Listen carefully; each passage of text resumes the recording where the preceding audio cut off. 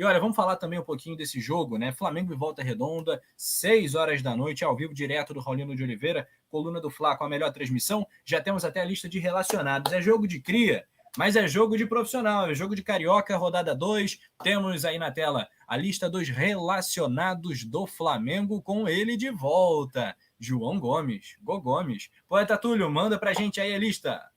Vamos lá. André, Bruno, Cleiton, Igor Jesus, João Fernando, João Gomes, Kaique Davi, Kaique Campos. É muito Kaique, né, mano? Um K, outro com Q. Lázaro, Marcos Paulo, Mateusão, Matheus Cunha, Matheus França, Matheus G. Matheus G é o quê? Matheus Tu Gabriel? acha que é muito Kaique, irmão? Imagina o que tem de Matheus, é o Gonçalves.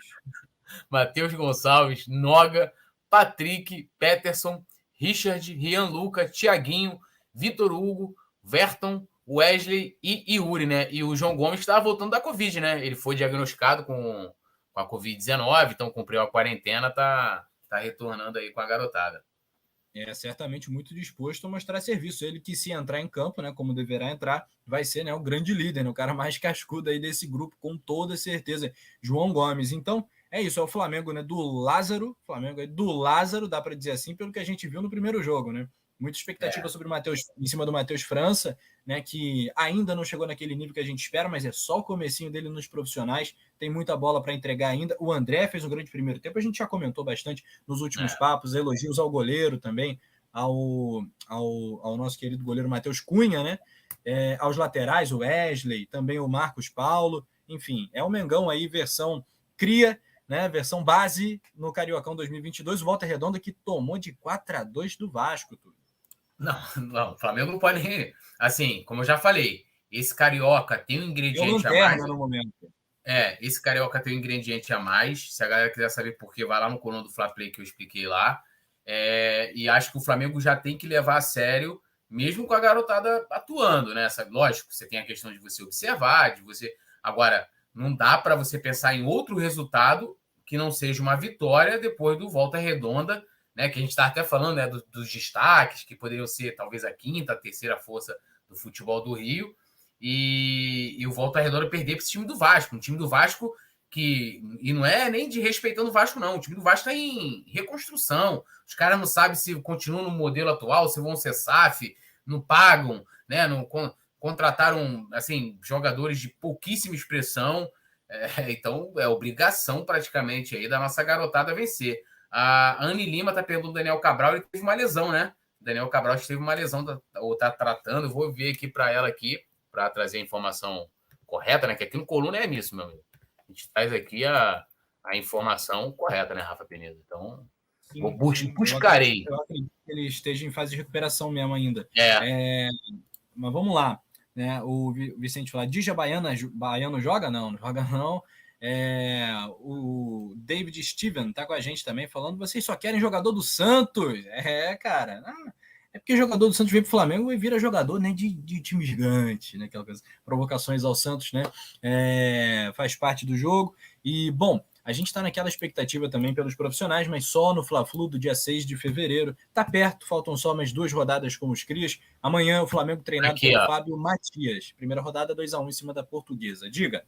Achei aqui, lógico, coluna do Fla, né? Daniel Cabral tem infecção similar à de Rodrigo Caio e pode desfalcar o Fla no Carioca. Então ele passou, né, por uma situação igual do Rodrigo Caio, de fazer cirurgia e tal, e tá com aquele mesmo problema. Teve uma infecção também de pele, ali onde na região dos pontos, e então por isso ele tá ali se recuperando, tá em fase de recuperação, por isso que ele não compõe a equipe que tá disputando o Carioca.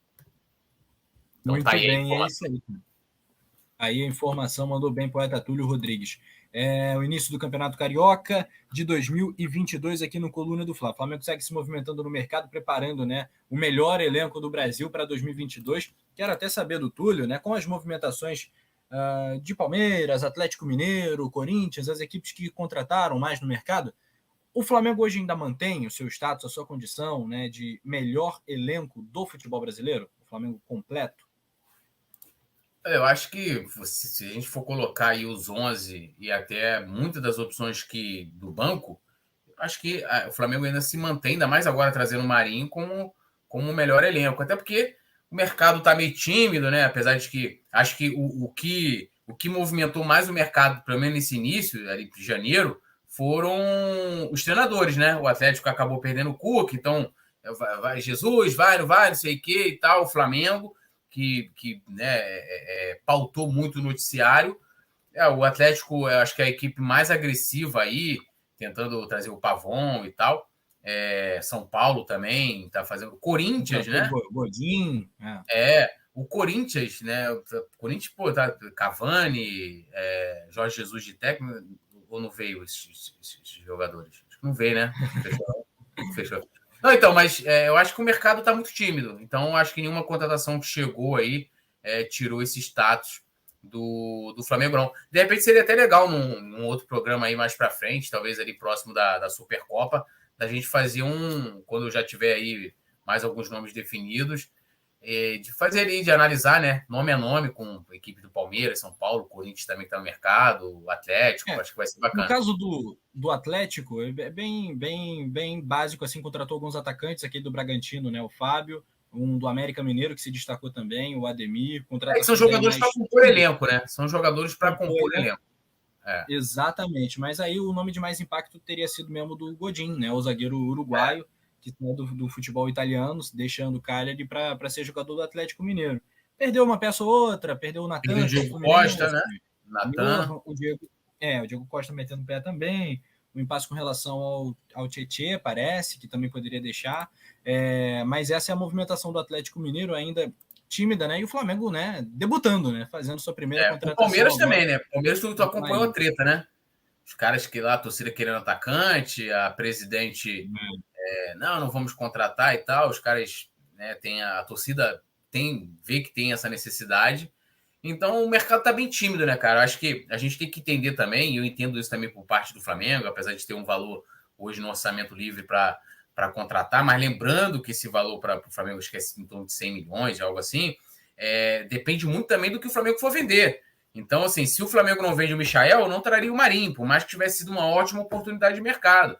A gente também tem que ter isso em mente. Para o Flamengo comprar, investir, ele precisa ter dinheiro na mão, né? Lógico, você não paga hoje o futebol, você faz o negócio pagando parcelado e tal, mas mesmo assim você tem que ter uma grana para chegar e falar, tem aqui 10 milhões para te dar, tenho 5, tenho 3, tenho 4, e a pandemia, acho que isso ainda é reflexo da pandemia, acho que no Mundial, né? Apesar de que eu estava vendo o relatório da FIFA, apesar de que 2020 você teve uma queda muito grande, acentuada, globalmente falando, do número de transferências. Em 2021, isso subiu, né? Quase que voltando ao patamar de 2019. Mas mesmo assim, principalmente aqui no Brasil, a gente ainda sofre muito impacto da pandemia. A gente ficou aí muito tempo sem poder contar com a torcida nos estádios, né? E aí você perde, primeiro, bilheteria, é um valor, diminui absurdamente. E aí, olhando para o Flamengo, sócio-torcedor, o cara não vai. O cara não vai para o jogo, o torcedor não vai para o jogo, não pode ir. Ele não vai ser sócio-torcedor, independente de ser do Flamengo ou qualquer time. Você não consegue fazer diversas ativações de marketing, né? Match day. Cara, é uma soma de fatores que, quando você pega aquele bolo e você coloca ali, é uma grana absurda que os times deixam de arrecadar. E claro que isso é consequência também, principalmente no Brasil, né? A gente não tem uma economia europeia, isso é sentido também para as equipes de futebol.